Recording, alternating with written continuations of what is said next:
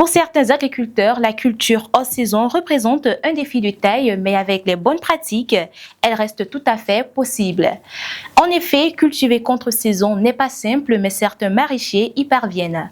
Découvrez dans cet élément comment certains producteurs réussissent à cultiver hors des périodes habituelles, les avantages que cela leur apporte et les défis qu'ils doivent surmonter.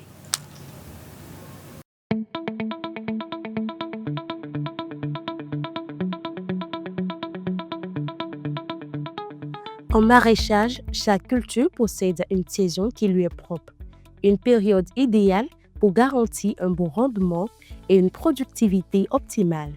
Toutefois, grâce à des techniques appropriées, il est possible de produire de nombreuses cultures maraîchères en contre-saison. Certaines cultures restent peu résistantes aux conditions de la contre-saison. En contre-saison, la culture qui résiste surtout, il y a la carotte, laitue, il y a les légumes feuilles comme tiayo, grande morelle et les plantes aromatiques. D'autres cultures, malgré les soins et toutes les précautions prises, ne parviennent pas toujours à survivre durant cette période exigeante. Il y en a qui ne résistent pas du tout. Parmi ceux-là, nous avons le persil, nous avons la coriandre, nous avons le céleri. Le maraîchage en contre-saison offre d'ailleurs plusieurs avantages aux producteurs.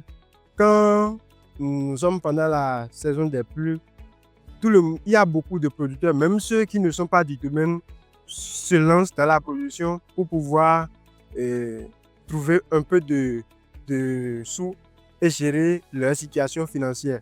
Mais quand la saison sèche apparaît, il y a la majorité qui laisse et maintenant, c'est seulement ceux qui ont un point d'eau efficace ou raisonnable, disons, c'est seulement ceux-là qui essaient de cultiver. Maintenant, quand la production revient uniquement à ceux qui ont un point d'eau efficace, sur le marché, ils vendent mieux et ils trouvent également des bénéfices comme il le faut.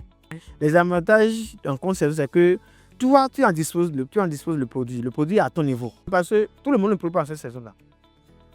Deuxième chose, il y a certaines recettes qui ne fonctionnent plus en saison sèche à cause de la température élevée.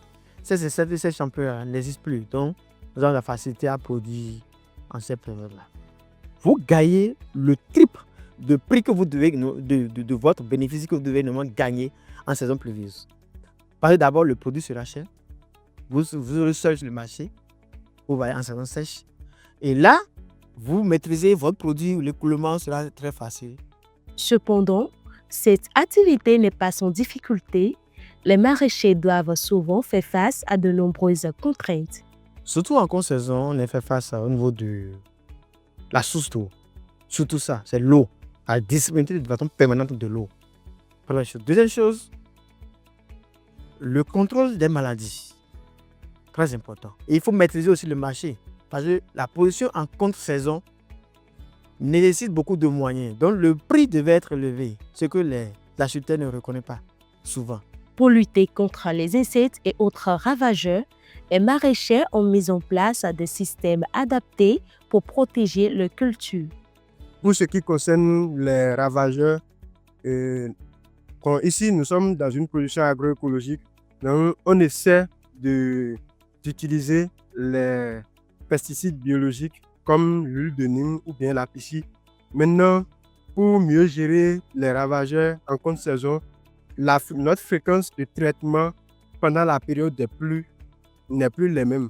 On est obligé de passer à 2 voire 3 au moment où on était à un traitement par semaine ou 2 par semaine. On était obligé de passer à 2 ou bien à 4, parfois à 5 en contre-saison. Ils ont également développé des systèmes d'irrigation efficaces pour pallier les problèmes liés à l'eau. Bon, par exemple, pour ce qui concerne la gestion de l'eau, vous allez constater pendant la période de pluie, il y a la pluie et l'arrosage n'est pas si compliqué. Mais pour la culture contre-saison, il n'y a plus de pluie.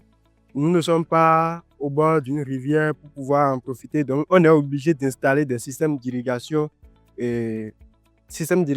goutte à goutte, comme des systèmes d'irrigation par aspersion et aussi des tourniquets pour pouvoir gérer notre culture. En dehors de ça, on essaie également d'adopter des mesures comme le système de paillage et la réalisation des demi-lunes et des pleines lunes ou l'adoption du système ZAI pour pouvoir gérer efficacement l'eau.